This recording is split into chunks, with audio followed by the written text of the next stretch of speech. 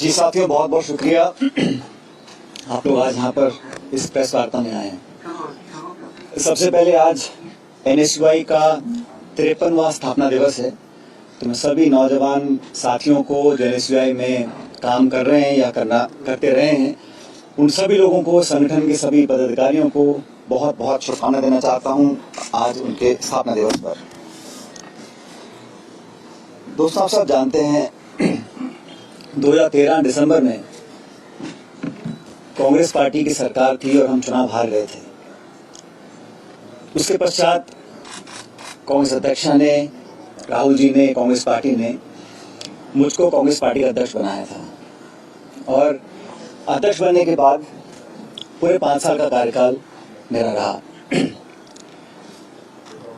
इस कार्यकाल में सरकार वसुंधरा जी की थी और 163 के बहुमत के साथ एक मजबूत सरकार राजस्थान में बनी थी।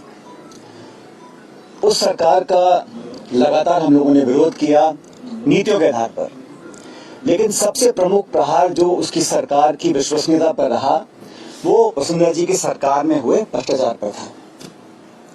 हम लोगों ने लगातार एक जिम्मेदार विपक्ष की भूमिका निभाई और जो जो भ्रष्टाचार के प्रकरण सामने आए उसको हमने उजागर किया, जनता तक लेकर गए और मुझे लगा कि हमारी बात को कांग्रेस के कार्यकर्ताओं की, हम नेताओं की जो आवाज थी, जो बात थी, जो तथ्य थे, जो प्रमाण थे, उनको जनता ने स्वीकार किया। यही कारण था कि 5 साल की सरकार के बाद जब चुनाव हुए तो जनता ने हमारे बातों पर विश्वास किया और 163 से वो 70-71 पर आके रुक गए थे। इस पूरे कार्यकाल में जो आरोप लगे वसुंधरा जी की सरकार पर, वो आरोप हम सब लोगों ने मिलकर लगाए, कांग्रेस पार्टी के नेताओं ने, मैंने अध्यक्ष के नाते और तमाम सभी नेताओं ने। और हमने ये जनता से वादा किया था कि भाजपा के और वसुंधरा जी के कार्यकाल में जो जो करप्शन के इश्यूज सामने आए हैं उसका हम प्रभावशाली तरीके से, निष्पक्ष तरीके से जांच करवाएंगे और दोषियों को सजा देंगे। मैंने कभी भी प्रतिशोध की भावना के साथ या द्वेषपूर्ण भावना के साथ कार्रवाई करने पर ना कभी मैं पहले सहमत था, ना आज सहमत हूं। लेकिन ये बात भी सच है कि विपक्ष में रहते हुए हमारी जो विश्वसनीयता थी वो तभी कायम रह सकती है जब हम अपनी बात पर खरा उतरे। इसको लेकर मैं बहुत चिंतित था और आज से लगभग सवा साल पहले मैंने मुख्यमंत्री अशोक गहलोत जी को चिट्ठी लिखी। उनको मैंने कहा, तो चिट्ठी मेरे साथ है, मेरे सामने है, मैंने बड़े विस्तार से पूरे घटनाक्रम का विवरण उसमें रखा और मैंने कहा कि हमारी सरकार को बने अब लगभग 3.5 साल हो गए। उस समय अब समय आ गया कि हम लोग अपने बातों पर खरा उतरें। जो आरोप हमने लगाए थे, गहलोत जी ने लगाए, मैंने लगाए, भू माफिया के, शराब माफिया के, खनन माफिया के, 9TP को लेकर, ललित मोदी को लेकर, खान माफिया को लेकर, खान का बड़ा घोटाला हुआ था, वो सारे पब्लिक डोमेन में है। मैंने उनसे आग्रह किया था कि 1.5 साल बचा है चुनाव में और हम लोगों को, कांग्रेस जनों को ये दिखाना पड़ेगा कि हमारी कथनी और करनी में फर्क नहीं है। मैंने तमाम जो हमारे स्टेटमेंट्स थे, जो हमने प्रतिक्रिया दी थी, जनसभाओं में, प्रेस वार्ता में जो आरोप लगाए थे, वो सब उनको मैंने दिए और उसकी कॉपी मैंने AICC में तमाम लीडरशिप्स को दी कि हम चाहते थे संज्ञान से लिया जाए। ये पहली चिट्ठी मैंने लिखी थी 28 मार्च 2022 को।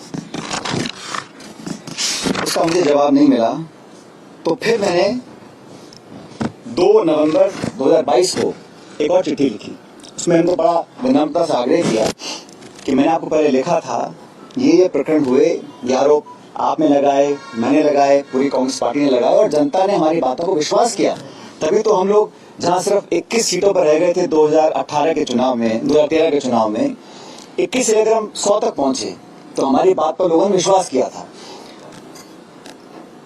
चिट्ठी लिखी मैंने 2 नवंबर 2022 को, उसका भी जवाब मेरे मिला नहीं। और हम चाहते हैं कि जब जनता के बीच सिर्फ 6 महीने का, 7 महीने का समय बचा है, तो हम लोग पब्लिक में जाएं उससे पहले हम लोग कुछ कार्रवाई करें।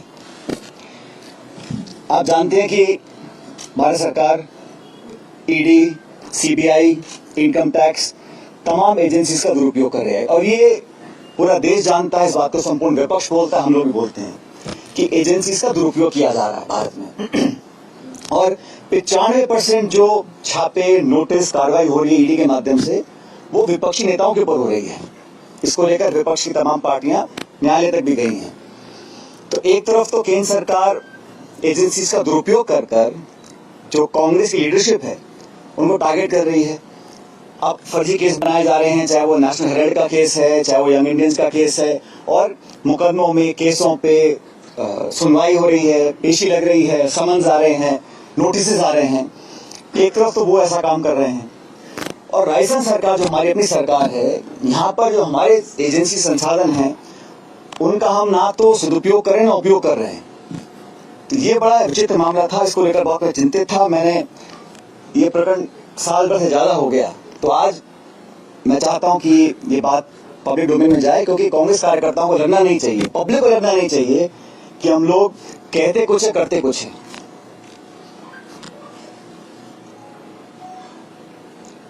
हमारे विरोधी इस भ्रम को फैलाने की भी कोशिश कर सकते हैं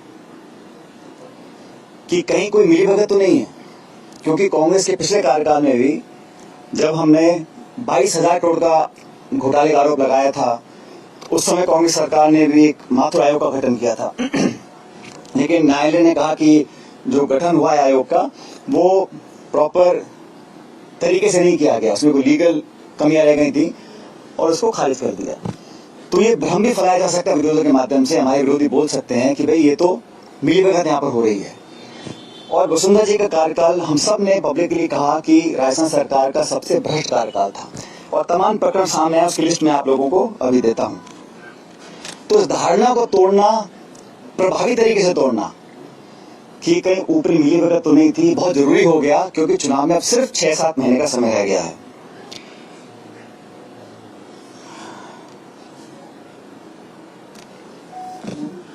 अभी चिट्ठियां मैंने लिखी है, इसका जवाब हमें मिला नहीं। और जैसा कि आप जानते हैं कि जब ये खान घोटाला हुआ था, 45,000 करोड़ रुपए का आरोप हमने लगाया था सरकार के ऊपर और हमने मांग की थी कि इस घोटाले की जांच सीबीआई से की जाए। 4.5 साल बाद भी इस जांच को सीबीआई को नहीं दिया गया। और ललित मोदी कांड हुआ था, उस समय हम सब लोग, माननीय अशोक, 2 चिट्ठियां हैं जो मैंने लिखी थी गहलोत जी को 2022 में, मार्च में और नवंबर के अंदर। इसकी कॉपी मैं आपको दूंगा।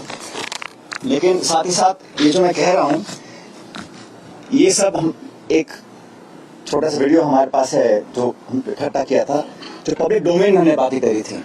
मैं चाहता हूं उसको आप जरा प्ले करना है।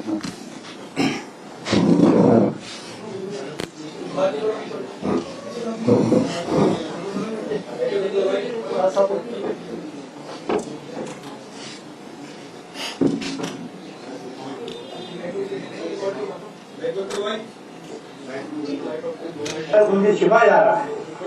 इसका मतलब ये हुआ कि अमित शाह जो उनके अध्यक्ष है, वसुंधरा जी, उनको सही पिक्चर नहीं दे रही है। एक तरफ तो लोकपाल को भेज रही है शासन खानों के आवेदन को रद्द करके, और फिर भी उनको करने नहीं दिख रहा है अमित शाह साहब को। और दूसरा जो हाई कोर्ट में पकड़े गए हैं, उनके 2 ठेले बैठे हुए हैं, फिर भी नहीं दिख रहा वो करप्शन। मॉरिशस से पैसा आया है,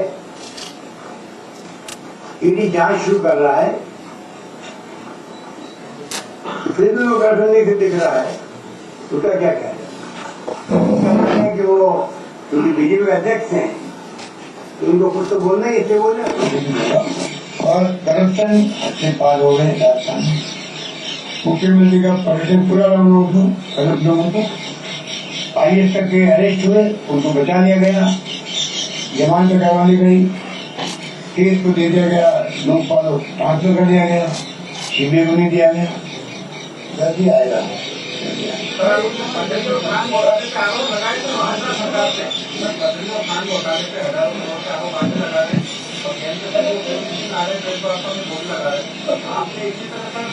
दिल्ली से 90 या 90 भी जिससे आरोप लगा रहे थे, लेकिन कुछ आपको तो निकला नहीं, जिससे कुछ आउटपुट निकलेगा आपकी सरकार आने से या इसी तरह रहेगा? बजरी के अवैध जो कदम हो रहा है उसमें पूरी तरह वसूला गवर्नमेंट वसूला इन्वॉल्व है, पूरी तरह। इस प्रकार से जैसे शासन आई है तब से बजरी माफियाओं के 5,000 करोड़ का केस खेला गया है। आम जनता समझ नहीं पा रही है, मीडिया समझता है तो उनकी परवाह नहीं की जा रही है, विपक्ष बोलता है तो उनको कोई चिंता नहीं है, और करोड़ों रुपए का लेन देन प्रति माह हो रहा है, प्रति माह। कल मैं आ रहा था हिंगोली से, टाउन किले में एंटर करते मुझे नौजवान मिला, वो कह रहा कि बजरी के ट्रकों ने यहाँ पर जाम कर दिया, तो मैंने शिकायत की जाके थाने का, तो उनकी बातें छोड़ो, मुझे दिन भर बैठा दें थाने के अंदर, मेरी रिपोर्ट दर्ज नहीं कर। अब आप घटना करो, चोरी और छीना चोरी, बजरी माफिया खड़े कर रहे किसी में शिकायत कर थाने के अंदर, कि थाने में वहाँ पाबंदी पहुंचती है। मैंने टॉल आगे टेलीफोन किया कलेक्टर साहब को, कृपा करके देखो क्या मामला है। तो ये जो राज जिस प्रकार चल रहा है राजस्थान में, वो बहुत ही निराशाजनक भी है, अफसोसजनक भी है, क्योंकि भारी मोहम्मद दिया जनता ने, और अब दौरे चले 4 दिन के। शराब जो है, शराब कोई बता दूं बेटा, शराब जो है उसमें जो बेईमानी हो रही है वो जग जाए है, कई बार मीडिया में आ चुका है। सरकार बजरी माफिया वाले क्या कर रहे हैं, 2 साल के अंदर जो के अंदर आप लोग छापते लोग लड़ा कर पीट रहे हैं टीमों को। ये नौबत की आई क्योंकि आपने जानबूझ के साल भर को छूट देती है, बजरी माफिया को लूट लेती है और पैसा बहुत कहीं पड़ता है, इसलिए आपने छूट दे रखी है। और तमाम आपने पुलिस वालों को सस्पेंड कर दिया, मैंने सुना है 19 रुपया 16 रुपया। तो मैं पूछना चाहूंगा कि अगर ये साल में पहले आप कदम उठाते तो पूरा राजस्थान लूटता नहीं आता। 5,000 की ट्रक जो है 30,000 40,000 नौकरी है, मकान में बना नहीं पा रहा है, और पूरी बंदी हुई है माइंस से लगा करके ऊपर तक। जब से अभी खनन होता है तब से ट्रक किसकी होगी कि जाते जाएगी, और वो बंदी हुई है पैसा ऊपर तक पहुंचने की। ये आपने क्यों होने दिया, इसका जवाब जनता को देना चाहिए। तो चारों ओर हाथ बजरी माफियाओं ने आप जनता लोग कितना बड़ा वसुंधरा जी के संगठन में जो बजरी वाले बनकर रहता है ना, नीचे से ऊपर तक पहुंचा पड़ जाए, कोई पता खरीदो जवाब देना, पूछो बजरी माफिया अलग, शराब माफिया अलग, अलग, ये जो हालात ये है, इससे लोग सब समझ गए कि आपकी चाल से चेहरा ठीक नहीं है, आपकी चाल से चेहरा ठीक नहीं है। भूमिका नहीं है। 5 करोड़ रुपए प्रति माह बजरी माफिया किसको दे रहे थे, ये ऐसी ख्याल करते हैं।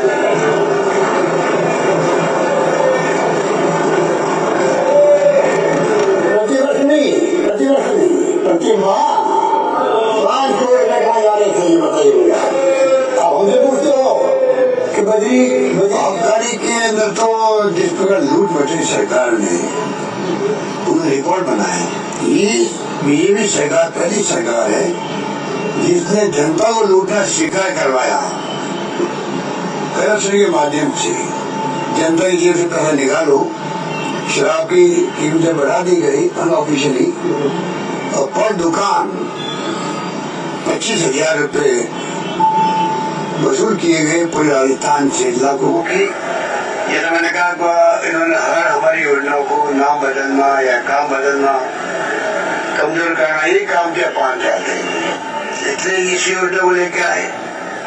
बाबाला कार्ड पे जो है करोड़ों रुपए खर्च कर दिए, वो जांच का विषय है, वो जांच का विषय वो भी है अपना आपके अंदर। क्यों बनाया कार्ड, आधार कार्ड था, क्यों बनाया गया? तो ये सूचना करप्शन की ब्लड चल चुकी है। मैं तो पहले कह ही रहा था अब आप नई बात बता रहे हो कि जो 106 करोड़ रुपए बकाया इसके हैं उन्होंने पॉलिसी खत्म कर दी है। पॉलिसी मान लो वापस पेमेंट कर देंगे, वापस शुरू हो जाएगी, तो अल्टीमेटली इसमें बहुत भयंकर करप्शन होता है और करप्शन को रोक नहीं पाता है। तो बहुत अनफॉर्चुनेट इनके फैसले कई घोटाले हो रहे हैं और प्रधानमंत्री चुप बैठे हैं। व्यापम घोटाला अलग हो गया, रमन जी की गवाह अलग घोटाला चल रहा है, यहाँ का खुला खाता है वही रूप से। तो मैंने कहा वसुंधरा मॉडल जो बना है देश के अंदर, इसको या तो अपनाना चाहिए केंद्र सरकार को।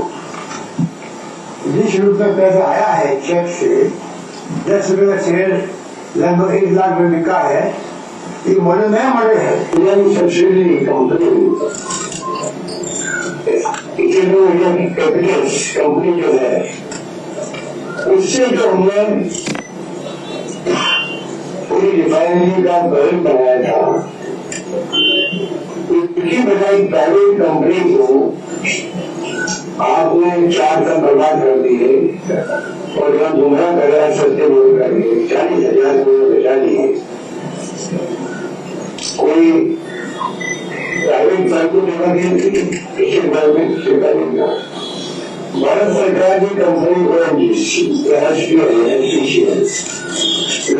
की कंपनी नहीं बनाई कंपनी राजस्थान उनके पीछे समझौता था, ये बोल रहा था राजस्थान और केंद्र के बीच में है, तो किसी तरह से नहीं आया। कोई उनको पूछ के कारपेट कहाँ गया तो भड़क जाती है, जैसे भड़क गई पत्रकार पर काला काला क्या ब्लैक पेपर और गिलास में जब निकला था, एक पत्रकार ने पूछ लिया भाई कि वो कारपेट का ही है, भड़क के सीधे बाहर तो ये भड़कने के हाथ से उनकी वो इसमें भी रही है। बजट पेश कर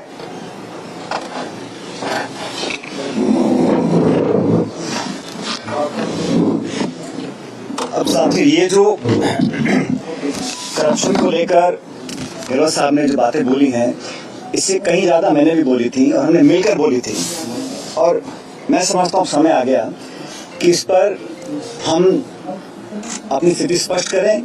और जैसे मैंने पहले कहा, हमारे विरोधी कई बार आरोप लगा सकते हैं कि क्या कोई मिलीभगत है या क्या मसला है कि हम बार बार सरकार बनाने के बावजूद भी, क्योंकि करप्शन ऐसा इशू है जो पब्लिक को छूता है, और हम जब दोबारा चुनाव में जाएंगे तो हमारी बात पर कोई इकबाल करे, इसलिए जरूरी है कि हम प्रभावी, पारदर्शी और समय सीमा निर्धारित, और साथियों अगर निष्पक्ष जांच में, क्योंकि करप्शन ऐसा इशू है जो पब्लिक को छूता है, और हम जब दोबारा चुनाव में जाएंगे तो हमारी बात पर कोई इकबाल करे, इसलिए जरूरी है कि हम प्रभावी, पारदर्शी और समय सीमा निर्धारित, और साथियों नहीं होगी तब तक कैसे लोग मान लेंगे हमारी बात को। अगली बार जब हम जाएंगे कि भाजपा के हमारे साथी वसुंधरा जी की सरकार में जो कांड घोटाले हुए थे वो सही थे या गलत थे, इसलिए मैंने तो चिट्ठियां लिखी और आज साल भर से ज्यादा हो गया। आज का प्रकरण नहीं है, क्योंकि मैं इस बात को लेकर बहुत लंबे समय से चिंतित था। तफ्तीश नहीं होगी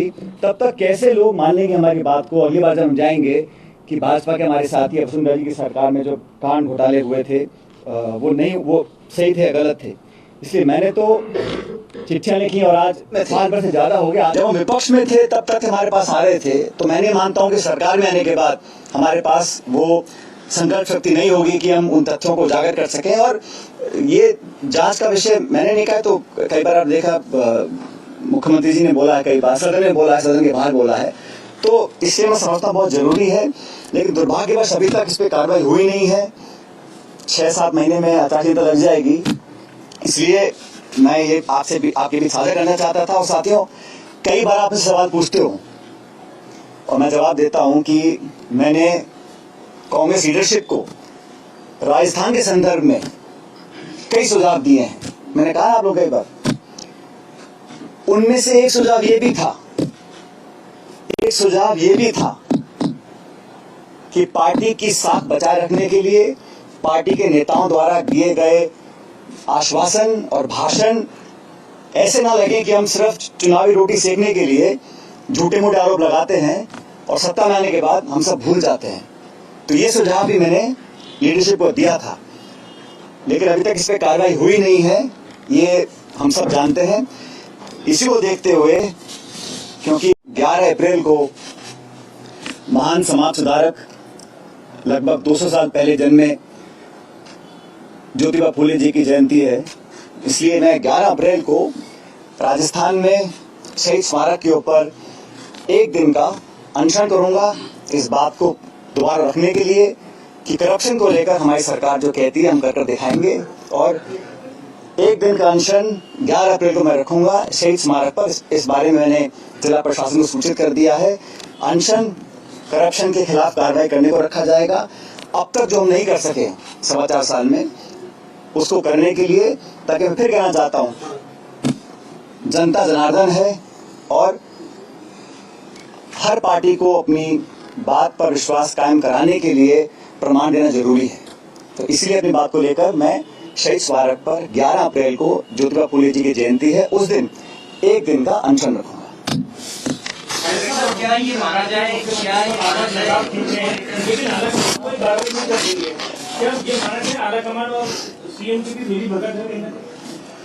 मैंने तो कहा सरकार हमारी है, 4.25 साल हो गए हैं, मैंने बार बार चिट्ठियां लिखी हैं, प्रमाण दिए हैं, जो आपको आज देखने को मिला है ये सब मैंने बनाकर भेजा है। जो प्रेस में कटिंग्स आई हैं, जो मीडिया में हमने कहा है, पब्लिक मीटिंग्स में कहा है। और जब दोबारा हम जाएंगे चुनाव में और भाजपा पे आरोप लगाएंगे तो जनता पर विश्वास क्यों करेगी? इसलिए अपनी विश्वसनीयता बनाने के लिए ये बहुत जरूरी है कि हम कुछ कर दिखाएं। और मैंने कहा ना, ये जो मिलीभगत का आरोप हमारे विरोधी लगा सकते हैं, भ्रम फैलाने की कोशिश कर सकते हैं कि कहीं वसुंधरा जी या मुख्यमंत्री जी या किसी और का कहीं कोई आपस में गठजोड़ तो नहीं है, क्योंकि पिछली सरकार में हमने आरोप लगाया, कमीशन बनाया, उसमें कुछ कमी आ गई, उस पर कार्रवाई नहीं हुई। दोबारा सरकार में बीजेपी आई, हमने और बड़े आरोप लगाए, हम राष्ट्रपति के पास गए, गवर्नर के पास गए, ज्ञापन दिया, लोगों को आश्वासित किया। 4.25 साल हो गए और हमने कोई कार्रवाई नहीं करी है, कम से कम मेरी जानकारी में तो नहीं है। इसलिए मैं चाहता था कि पब्लिक में हम लोगों की बात जनता माने अगली बार भी, इसलिए कदम उठाना जरूरी है। ये कांग्रेस राजस्थान मॉडल प्रमोट कर रही है कि राजस्थान मॉडल के बारे में बात की जा रही है, क्या आपके अनुसार राजस्थान मॉडल वैसा नहीं है जैसे दिखाया?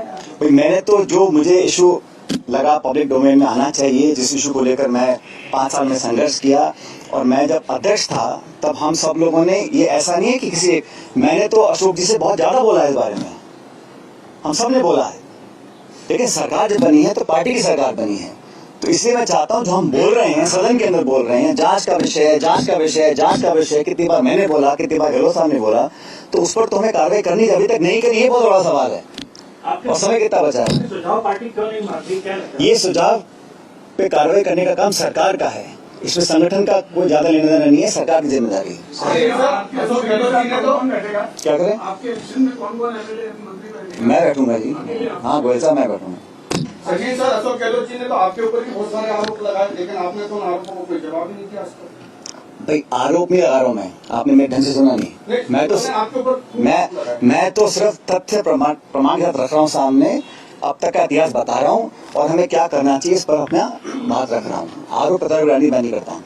मेरा ये सवाल था कि आपने वसुंधरा राजे के बंगले के ऊपर भी कहा था कि उनको छोड़ना चाहिए, लेकिन आप 3 साल से उप मुख्यमंत्री नहीं है, आपकी नैतिकता आपको नहीं कहती है बंगला? सरकार अपने विवेक से बंगले आवंटित करती है, जिसको करना है करे, नहीं करना ना करे, जो सरकार का आदेश हो हम सब मानेंगे उसको। सचिन जी, आपको नहीं लगता आपने कई चिट्ठियां लिख दी, तो मंशा तो जाहिर है सरकार की कि वो आपकी चिट्ठियों को बहुत ज्यादा गंभीरता से नहीं ले रही, ऐसे में आपका अनशन, आपको लगता है कोई और रास्ता? भाई उम्मीद पे दुनिया कायम है, क्यों नहीं करेंगे? हो सकता है कुछ मजबूरियां रही हूँ, लेकिन अब मैं अनशन कर रहा हूँ क्योंकि मैं चाहता हूँ कि हमारी सरकार इस पर कार्रवाई करे। समय बहुत ही कम रह गया, इसलिए आज मुझे करना पड़ा है। तो चिट्ठी आपको पता है, चिट्ठी लिखी मैंने आज 1 साल से ऊपर हो गया, आज मैं क्यों बोल रहा हूँ? ये नहीं कि मैं आज सो के जागा हूँ, मैं तो बहुत पहले से कहता आया हूँ, फिर चिट्ठियां लिखता आया हूँ, आग्रह करता आया हूँ, अब जब नहीं हो रही कार्रवाई इसके मुझे अनशन करना पड़ रहा है।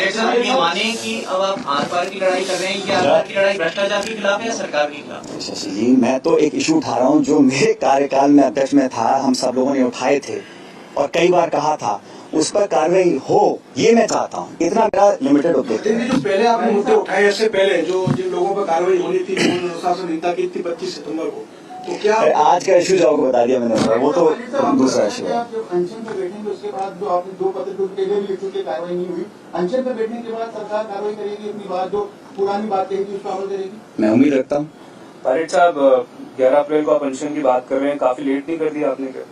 भाई मैंने कहा ना आपको, मैंने बहुत चिट्ठियां लिखी, मुझे उम्मीद थी कुछ कार्रवाई होगी, लेकिन अब जब लग रहा है कि समय बहुत ही कम रह गया तो मैं बैठूंगा, दर्शन करूंगा, लोगों के सामने बात रखेंगे। और मेरा इस पे किसी पे छीटाकशी करने का मकसद नहीं है, मैं तो सिर्फ सैद्धांतिक मुद्दों की बात रख रहा हूँ और मैं चाहता हूँ उस पर हम नैतिकता अपनी बनाए रखें, उस पर कार्रवाई करें। सर जी बड़ी शिद्दत से हनुमान बेनीवाल आपको याद कर भाई ऐसा है हाँ जैसा आप बोल रहे हैं साहब अगर ये संसद के बाद कुछ नहीं हुआ तो आगे क्या करेंगे? आगे देखेंगे। लेकिन भाई हनुमान बेनीवाल जी ने मेरे ख्याल हनुमान जयंती पे कुछ कहा। अब भाई हर नेता को, हर पार्टी को अपनी बात रखने का अधिकार है, क्या कह सकते हैं। क्या ये माना जाए हनुमान बेनीवाल ने हनुमान जयंती पे कुछ कहा तो इसीलिए आप भ्रष्टाचार के मामलों की जांच के लिए खुली जयंती का अनशन कर रहे हैं? वो एक बहुत ऐसा है, वो देश महाराष्ट्र में पैदा हुए लेकिन पूरे संपूर्ण समाज और देश के लिए एक समाज सुधारक थे। उन्होंने मुद्दों को, समाज को बेहतर बनाने के लिए, उसमें करप्शन बहुत बड़ा इशू है, तो उनसे प्रेरणा लेके मैं करना चाह रहा था, इसलिए 11 तारीख। पायलट साहब अगर 11 अप्रैल को आप अनशन कर रहे हैं, अगर आपकी मांग नहीं मानेगी तो क्या इस इश्यू को आप जनता के बीच में ले जाएंगे? मैं समझता हूँ कोई कारण नहीं है कि मांगे नहीं मानी जाएंगी। सरकार हमारी है, एजेंसी हमारी है, तथ्य हमारे सामने है, हमारा कमिटमेंट पब्लिक के अंदर है, तो बात न मानने का सवाल नहीं उठता। सर आपने आज पूजा समाज में जो भर्ती प्रक्रिया चल रहा है, जो आपस में खुलकर व्यवहार चल रहा है, उसके बारे में क्या कहेंगे? ये इशू पे मैं आपको याद किया था, इसके संदर्भ में कोई सवाल आप पूछ रहे हैं। आपने खूब सारे घोटालों का जिक्र किया लेकिन संजीवनी घोटाले का जिक्र नहीं किया, लेकिन मुख्यमंत्री सबसे ज्यादा सीरियस उसी घोटाले उस पर तो कार्रवाई कर रहे हैं ना, अच्छी बात है।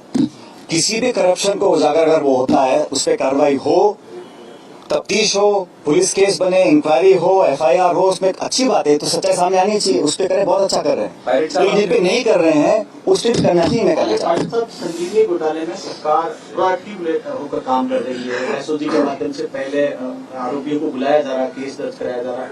क्या आपको लगता है इस वाले मामले में भी सरकार प्रोएक्टिव होकर काम करे, अपनी तरफ से केस दर्ज करे? ये तो मैं कह रहा हूँ कि सब पे कार्रवाई करनी चाहिए। करप्शन कोई भी करे, कितना बड़ा नेता हो, पद, विचारधारा, दल, पार्टी, ये सारे नहीं आना चाहिए। और हम जब बातें जानते हैं, पब्लिक डोमेन में हम कह चुके हैं, फिर हम ना कार्रवाई करें, तब पीड़ा होती है। इसलिए मैंने चिट्ठियां लिखी हैं बहुत सारी। ऐसा नहीं कि मैं एकदम से सो के उठा, मैंने कहा कि आज ऐसा करना चाहिए। मैंने बहुत आग्रह किए हैं, चिट्ठियां लिखी हैं, प्रमाण दिए हैं, सब कहा है करने के लिए, नहीं हुआ किसी कारणवश। इसलिए आज मैंने फैसला लिया है कि मैं 11 अप्रैल को अनशन करूंगा।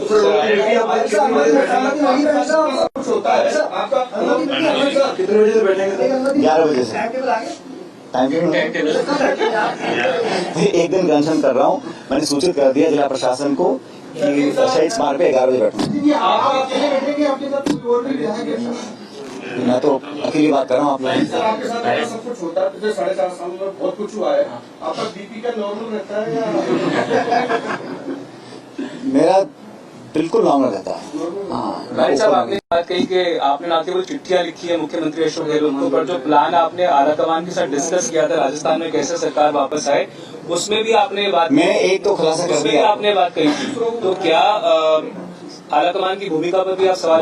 मैंने आप मुझसे बार बार पूछते हैं, तो मैंने कहा कि कांग्रेस लीडरशिप को जो मैंने सुझाव दिए हैं प्रदेश के संदर्भ में, देखो अगर परिपाटी तोड़नी है तो कहीं ना कहीं ये भ्रम तोड़ना पड़ेगा कि यहाँ कहीं किसी की मिलीभगत भी है, क्योंकि 30 साल तक लगातार भाजपा कांग्रेस हो रहा है। और हम सब बोलते हैं कि सरकार लाना जरूरी है इस बार, तभी लोकसभा चुनाव में हम लोग चुनौती दे पाएंगे एनडीए को। और ये राज्य बहुत महत्वपूर्ण है हमारे लिए, छत्तीसगढ़, मध्य प्रदेश, राजस्थान।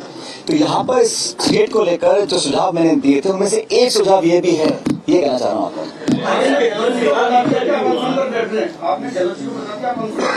पता पड़ गया पेपर लीक पर भी हुआ और आंदोलन वीरांगनाओं का भी हुआ, लेकिन उनको बड़ी बड़ी घोषणाओं से ढक दिया गया। क्या आप मानते हैं कि आपका अनशन टारगेट साबित होगा या उसी में ढक दिया? भाई उम्मीद तो दुनिया कायम है, करता हूँ। कल की जो घटनाक्रम थी, कल मशाल जुलूस में जो घटनाक्रम हुआ, बताया जा रहा है कि धक्का मुक्की और जो भी हुआ सब आपके पार्टी के विरोधियों ने आपके साथ कुछ गलत हरकतें कुछ जाखोरा के साइया मार सके ना कोई।